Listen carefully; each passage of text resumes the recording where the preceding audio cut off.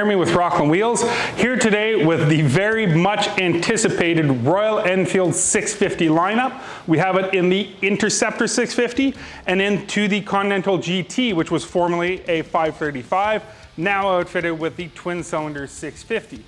This is something groundbreaking for Royal Enfield. So getting away from the 350 and the 500, this is giving a North American rider a bike that could stretch its legs on the highway.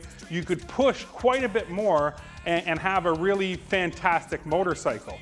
The biggest quality from this motorcycle, once you've driven it, you realize it right away, it is smooth. It's a fantastic bike to drive. The transmission always seems to find that perfect gear and meshes in there very well. The power is delivered extremely smoothly, and even with the stock pipes, this thing has a really cool rumble. And best of all, Royal Enfield brought this all at a price point that is really not even competitive. There's just nothing else priced like it. It compares to a Bonneville, but it's much lighter than a Bonneville.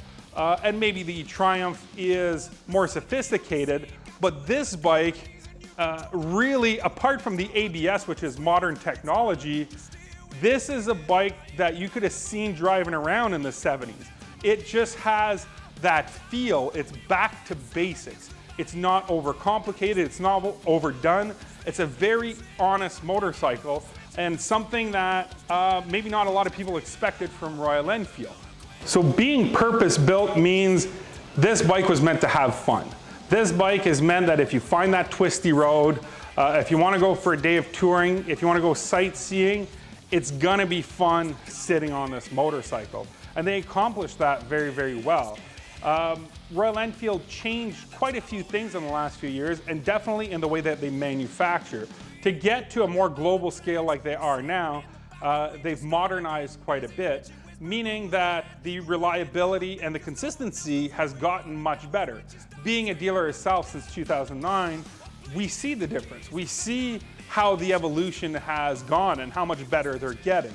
Another thing that I think isn't super common in motorcycles is the honesty of the bike. And kind of a weird thing to talk about, but if you look at all the engine covers, you look at the fins on the engine, you look at everything on the motorcycle, nothing is trying to be something else. If it's a polished case, you see the polished case. It's not covered in plastic or anything like that. We have a real steel gas tank. Just a very well put motorcycle that could be nostalgic for guys who drove similar bikes back in the day, or that could give the modern rider the taste of nostalgia. And definitely this is gonna be a conversation piece. If you think you're gonna stop at the gas station, put your gas and drive off, that's only happens at 2 a.m. Other than that, you're gonna talk about this bike and everybody's gonna think you built it yourself. Whereas the Interreceptor 650 was meant to cruise the beaches, the Continental GT is meant to carve the corners. So this takes a truly cafe racer style of motorcycle and puts a full package. The chassis that we had in this before in the 535, which is very similar, was a fantastic bike to drive. Only problem being the chassis definitely outweighed the engine. So you had a fantastic bike that was a lot of fun, but a little anemic on power. This bike answered that question and definitely gave the style, gave the package that will make this bike just an absolute blast to drive. So without overcomplicating anything, Royal Enfield put a very nice simple gauge package on this. We've got that nice big tachometer, we've got our speedometer and a traditional fuel gauge. So it just makes it so your heads-up display, it's nice and easy to see. There's no fluff, there's nothing on this that doesn't need to be there. It's you and the road.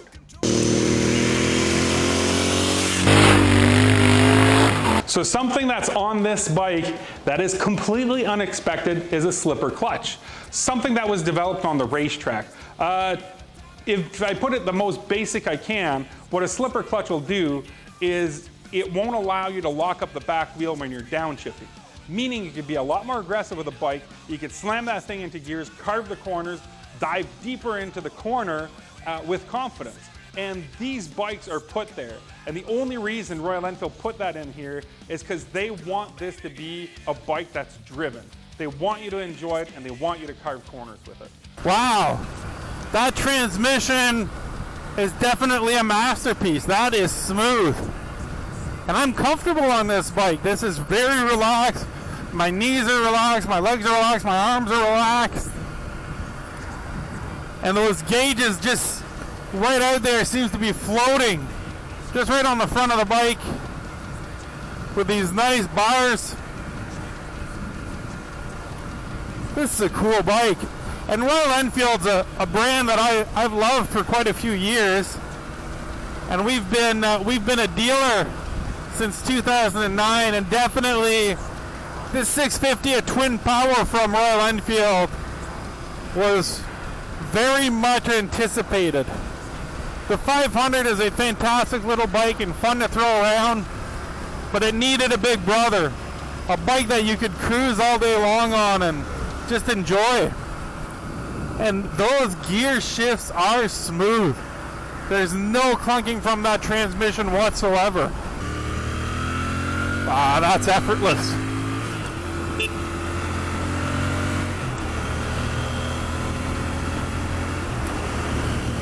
This bike does not mind revving. It's just happy. It's just like a happy bike.